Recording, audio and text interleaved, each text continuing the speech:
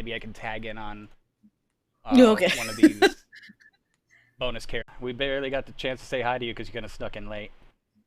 Hi. Hi. Because of your tardiness, we couldn't say hi to you.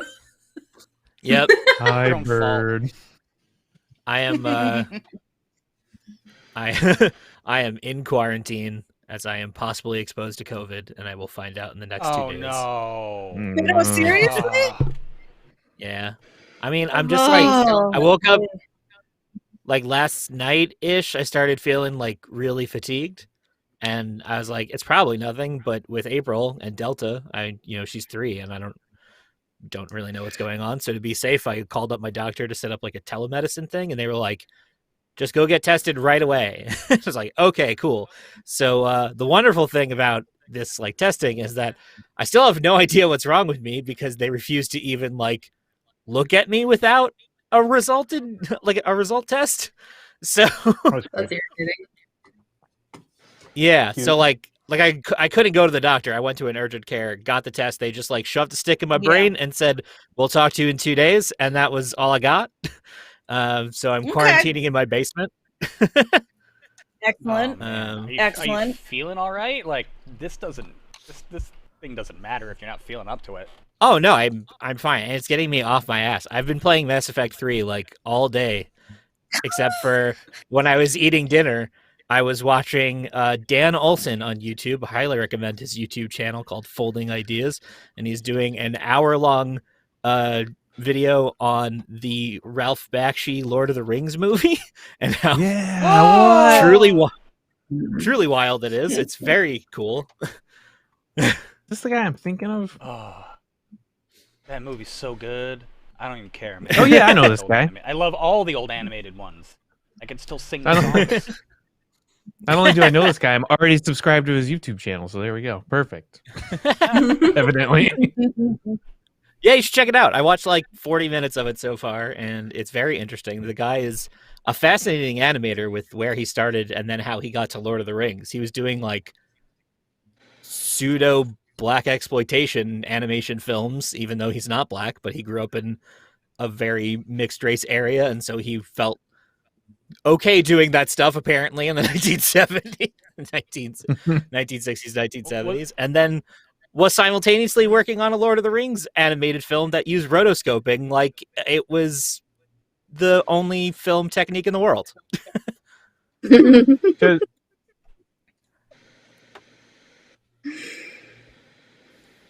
Yeah, I used to love that old the old movies. That was truly a massive innovation. Did he do It's a little hard to watch now. Fritz the Cat. Did he do Heavy Metal? No, that was not him. Shoot. Yeah, Fritz the Cat was him. Actually, right now. Pretty much everything that looks like a cartoon that kids should not watch. Yep. Yeah. He did his first foray into fantasy was apparently called Wizard. Wizard. Wizard's so fucked up. It's super weird and super horny. It's Nice. basically the summation of his entire career. I hope that's the name of also his biography. Fire and Ice. Yeah. Yeah, that's right. He did do Fire and Ice. That's right. That was the rotoscope movie I was trying to think of. Cool World. He did Cool World? Oh, really? That's Cool World, yeah. I did not know Wow. that. I mean, think about it. Look at the animation. Yeah, I mean, it adds up. Yeah. So, Yeah, I haven't hi, seen a that's lot been of my stuff, but I day. did see a bunch of it. Nice. Oh man.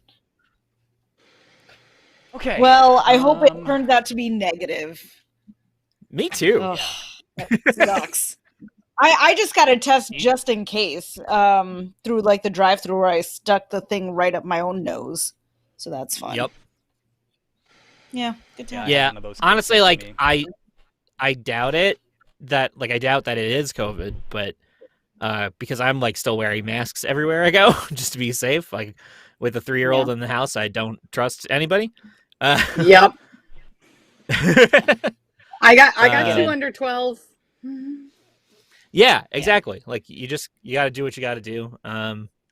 But it pays to be safe in the matter and just make sure it's not. So Yeah.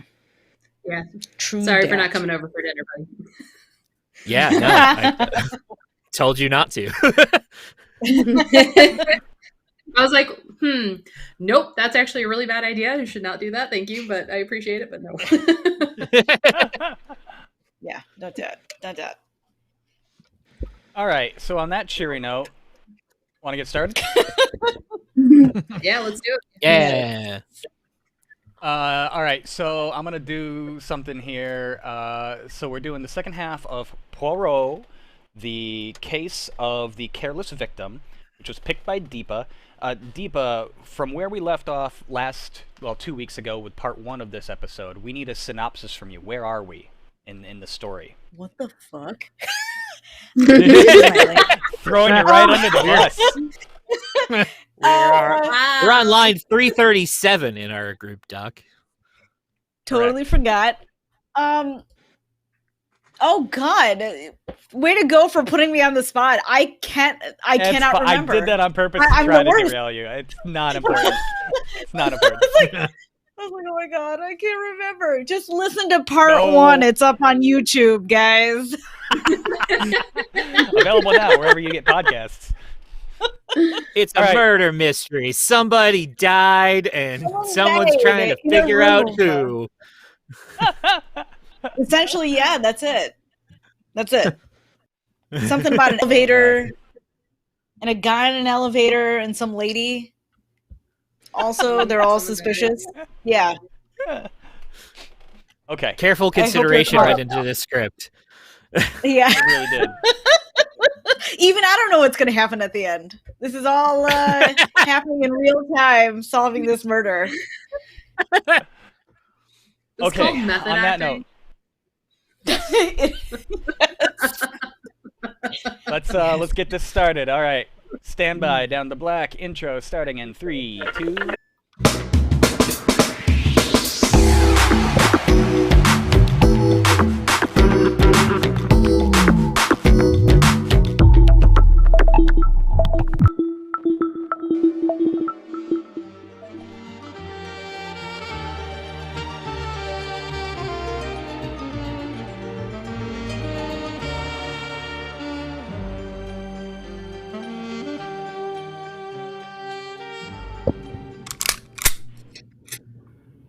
Now, mister, you can't get away with this. Put your gun down and talk fast. Who the devil are you? But obviously, Inspector, this is the man we seek, Monsieur Jonathan Parrish. That's just who I am. All right, speak up. Which one of you is Hillary Kent? Hillary Kent? Yes. Now, wait a minute, Mr. Parrish. You got this all wrong. I'm Inspector Stevens, Homicide Squad, and this is Hercule Poirot, the famous Belgian detective. So you say you don't look like policemen to me, particularly that little squirt with the silly mustache. Eh? You stay right where you are till I check on you.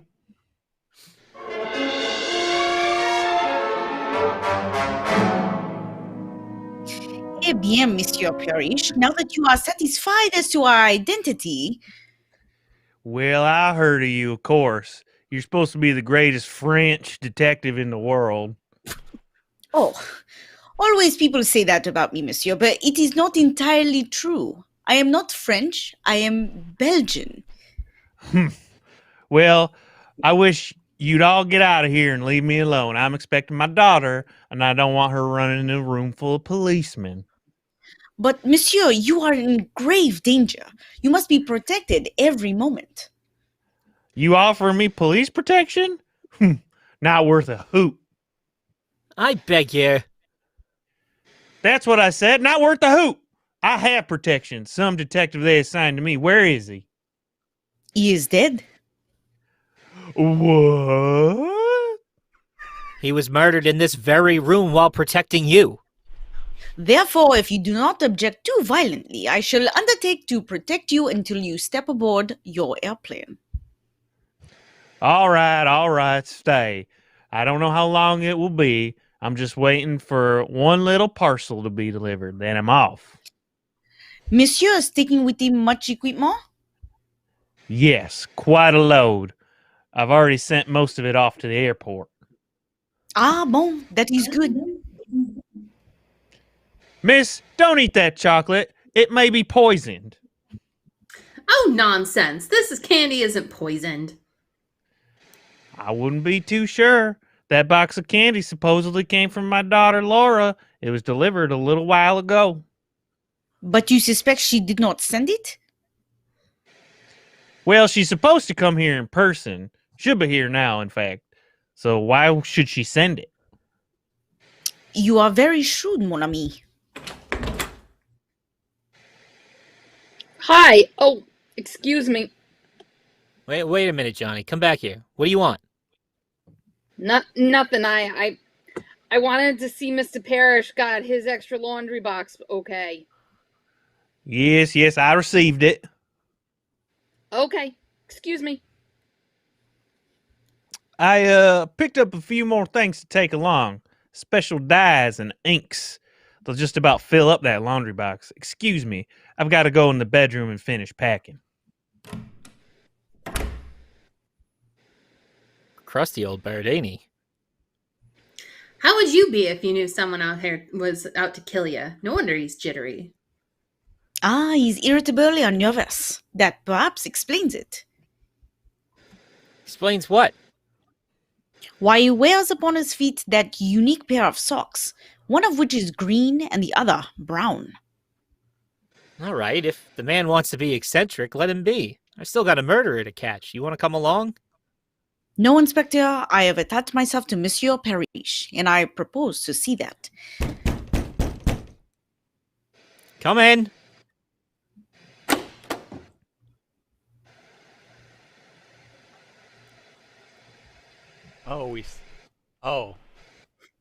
We skipped Brady. Brady?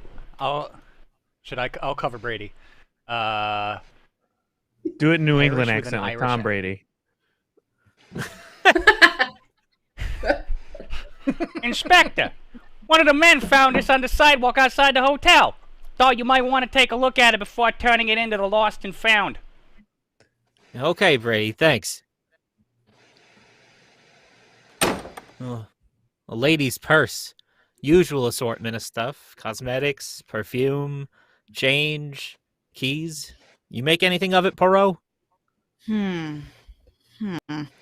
Ah, sacre bleu! What is it? These initials, LP, Monsieur Parrish. Yeah. What did you say was the name of your charming daughter?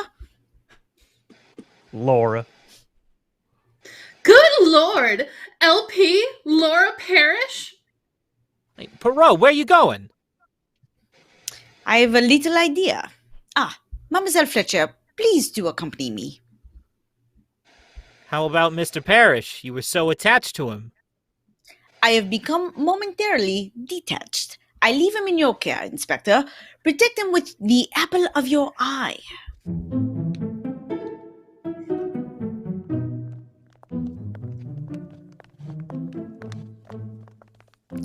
Come. It will not be the first time you have left the elevator unattended, Monsieur Johnny. Come along. Mr. Poirot, you're wasting your time in the basement, believe me. Nevertheless, it interests me. Please do light the way. There's nothing here, just a lot of ash cans. Un moment. What is behind this door? Well, that's the laundry bin. They keep the soiled linen in there. You won't find anything there. We shall take one brief glance, eh? There, you see, nothing but a pile of dirty sheets and pillowcases. Good gracious! What a laundry bill they must have. Ah, bien. Let's do... One moment. What is it? Sacre bleu! Protruding from under these sheets! Holy cow! A foot? A small foot? This is what I feared. Look! Ah, it moves! Then we are not too late. Quickly, monsieur, help me to uncover.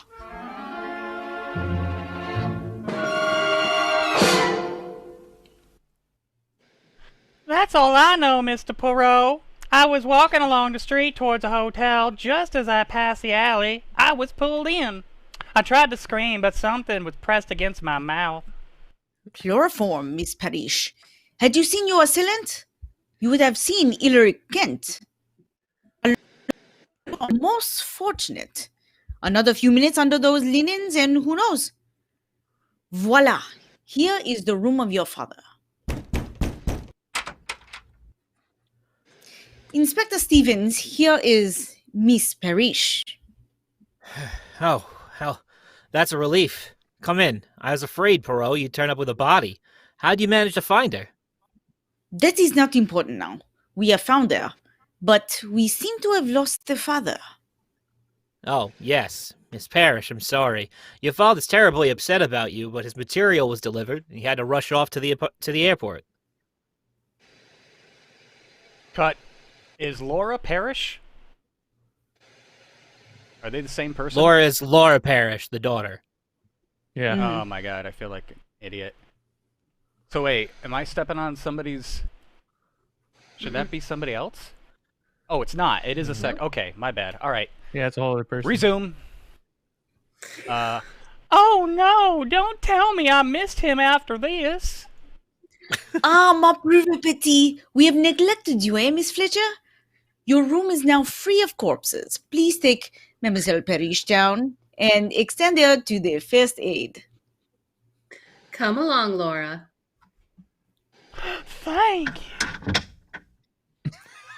Inspector, I hope you do not later have cause to regret that you permitted Parrish to go off to the airport unprotected. He'll be all right. Besides, I got a job to do here. Although, frankly, I'm in a complete fog. I can't make head or tail of the whole business. No, Stevens. The head and the tail we have. What? Yes, it is merely a fragment of the middle that we will still lack. Well, who is it? Hey, Poirot, where are you going? To see how Miss Parrish is, and to telephone the airport to see that Mr. Parrish receives the proper attention. Au revoir.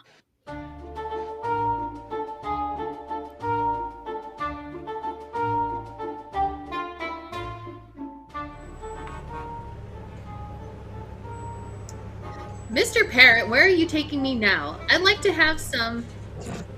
Mr. Prout! Mr. Prout! It's Johnny in that parked car. Mr. Prout, I got a message for you from the Inspector Stevens. He rushed off a minute ago. From Stevens? What is it? What is the message? He said he got word that Mr. Parrish has been seriously hurt in an automobile accident on North Salem Road. Mon Dieu, this is too much. You're to get there as fast as you can. Here's the address. 52 North Salem Road. Monsieur, your duties for the day are over? Yeah? And this is your vehicle? Yeah, why? There is no time to seek a taxi, so I'll impose on your kindness. Miss Fletcher, quickly, please. Okay. North Salem Road, right? No, to the airport. What? But Mr. Parrish isn't at the airport. He's injured on North Salem Road. No, Miss Mademoiselle. That is what I was intended to believe. Do you not think so, Johnny? He is not there, I assure you.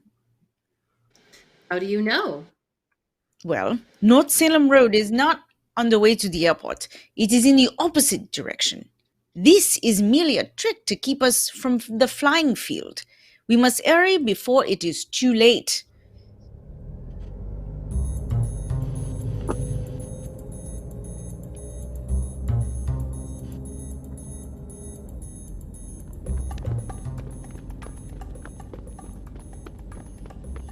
Well, the airplane is still there, but I don't see anything amiss.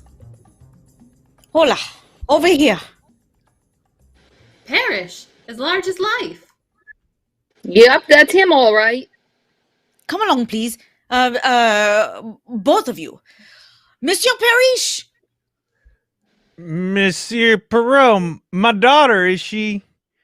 She is at the hotel, monsieur, resting. She is at a small misadventure, but she is entirely safe. Thank heavens. You are relieved, eh? Am I? I don't think I've gotten on that plane if you hadn't found her. Fortunately, I didn't have to. They've been delayed a little. Poirot! Inspector Stevens, I knew you would not walk into the trap. Yeah, but as usual, you beat me to it. I was halfway out to North Salem Road before I realized that what was cooking. Ah, bien. Here's Mr. Parrish safe and sound, eh?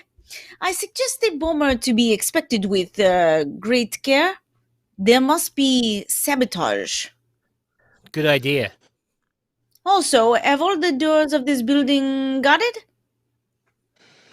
Mr. Poirot, do I have to hang around here? But of course, Johnny, we may require you for our return trip. Oh, Monsieur Parrish, here is your pilot to report. Mel, you want We're pilot? ready now, Mr. Parrish. Oh, never mind. Thank you. Oh, Captain, here comes my luggage. Will you see that it gets aboard? Right, sir. And be especially careful of that wooden crate. Well, goodbye, Inspector. I must admit you've been extremely helpful, and I'm much obliged. Not at all. Goodbye. Happy landings. Miss Fletcher. Goodbye, sir. Monsieur Poirot, it's been a privilege to know you. I'm only sorry I couldn't remain to see you break the case. But you have, Monsieur. I beg your pardon. The case, it is broken. Inspector, meet Hilary Kent, the gentleman to whom you have just wished bon voyage. Hillary Kent! You're mad, Poirot. Good gracious, I thought he was Parrish. And that wooden crate which I have waited so long to see, it is not to be moved, Inspector. Why not? Because, mon ami, it contains the body of Jonathan Parrish.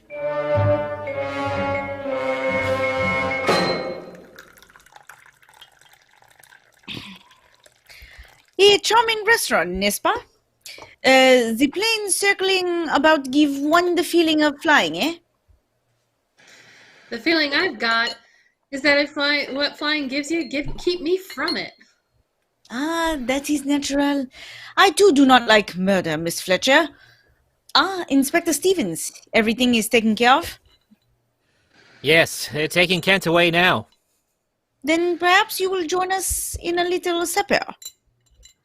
No thanks, Poirot. I've got to get back. I just dropped over to ask a few questions. For example? Well, when did you first suspect that Kent was impersonating Parrish? Almost from the start.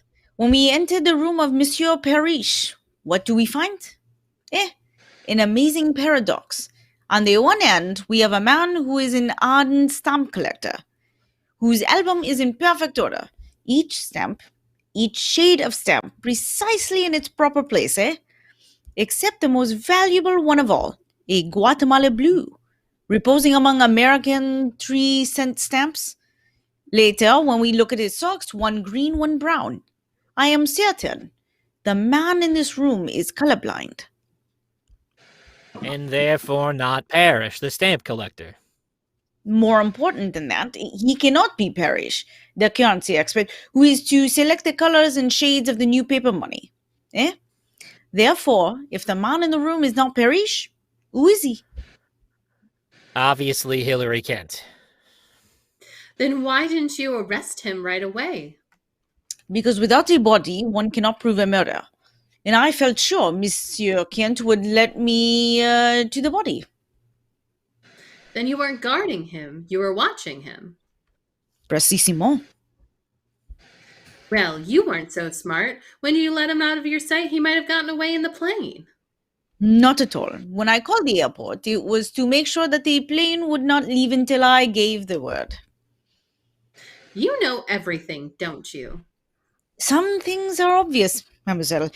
We can suppose Hilary Kent discovers the nature of the mission Monsieur Parrish is engaged in. Ah, what a magnificent opportunity for a swindler, eh? Perhaps the greatest in history? To remove Jonathan Parrish, fly to Europe as Parrish, deliver the papers, the formulas, the dies to the proper authorities, and then at the moment just counterfeit the new currency and reap huge fortune. Jumping codfish. This man must be mad. Perhaps, mademoiselle. But he is also a genius, eh? He learns that Parrish is at the Hotel Windsor in room 615. He knocks on the door. Parrish admits him and he is at once strangled to death, eh? But a body. Ah, that must be disposed of. Well, no one will find it. There is but one thing to do. Take the body to Europe in the very packing case which stands in the room. Then you just guessed where the body was. No, Inspector. There was proof in the room. You remember the second laundry box which Hilary Kent asked for? This is for some special ink, he says to us, which I have only now purchased.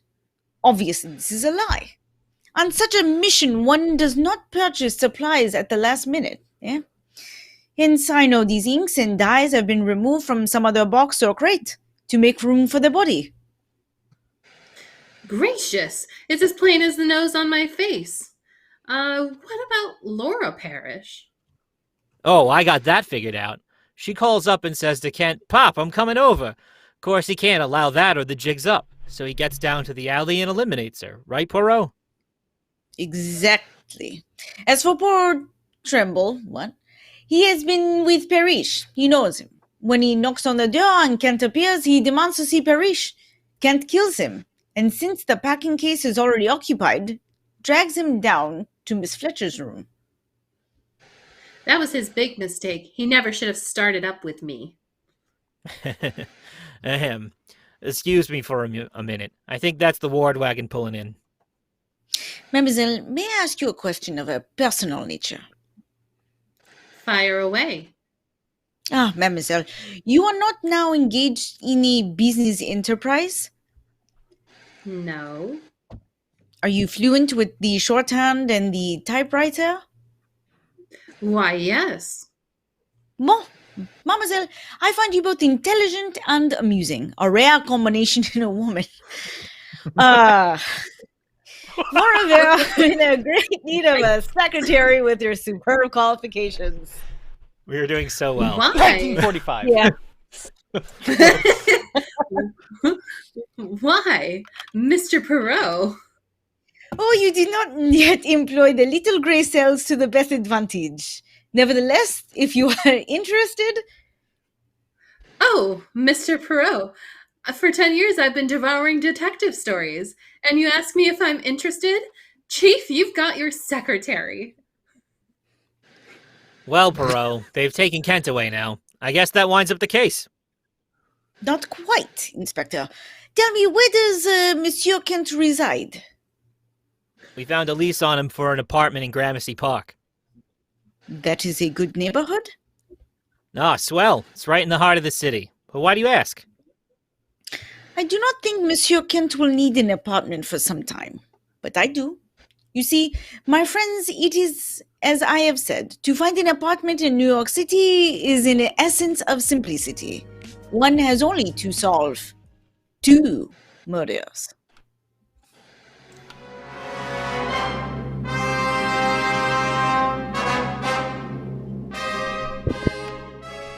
French toast!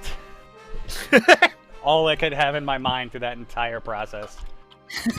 Good Can I work, just everybody. say Sorry that for a the couple fact of that screw-ups. Poirot thought of the fact that Poirot thought of like, oh, that guy's dead now.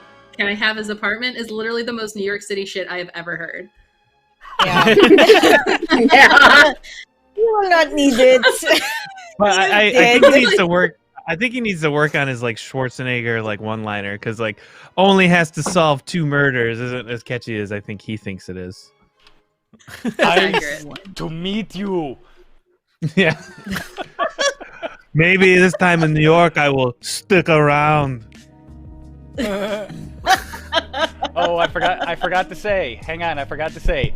Be sure to listen to next week's to listen in next week when Agatha Christie, America's favorite mystery writer, brings you her favorite detective, Hercule Poirot, starring Harold Huber in the case of the murder by the sea. Wonder what that one's about. Hopefully not Kevin Spacey. I did want to compliment Deepa for a really outstanding commitment to that accent, because that could not have been easy. Oh, thank you. I've been reading things in a French accent for like the last hour before all this. That's commitment. Ooh, that was thank you. Ugh. Better commitment than I put into the work on the show. Oh man, what else? I had notes here. Very clearly, let's preface, this was written in 1945, so some of the references are a little dated. Some of the perceptions are a little dated. Go figure. You know, all right, cool. Hey, Barry's watching. Barry, cheers. Hope you're feeling better. What do we want to do for post-show this week, guys? You may feel like hanging out, or you got stuff to do? No shame, no problem if you got to go. Oh, I'm good till 10. Good till 10? What time is it? It's 8:45 here. Oh, okay. I can stick around for like another half hour. That's cool. Let's hang. And if anybody's got to bounce, just bounce. But I got nothing else to do tonight because I'm still stuck inside. Dan, you got no other options, so we might can we play games like we did before? That was so much fun. I was gonna ask about that. Either that, or I found a Poirot quiz, which I don't know if anybody's gonna be able to answer anything on besides Deepa. So Deepa, if you want to be like grand champion and just embarrass the rest of us, we can play the. No, that's not fair. Game. All right, tell you what. I'm gonna close down the stream. Let's reconvene back in Discord. If anybody needs to take a bathroom break, now's a good time. But anybody wants to play games back in Discord, Dan, I'm gonna need your help setting up again, I think, though. Okay, I'm gonna need like 2 minutes just because I gotta change my setup from my booth to my computer. And I gotta shut all this down. So yeah, if anybody's gotta take a break, take a break. For those watching, aka Barry, thanks for watching, and thanks for listening. Like, comment.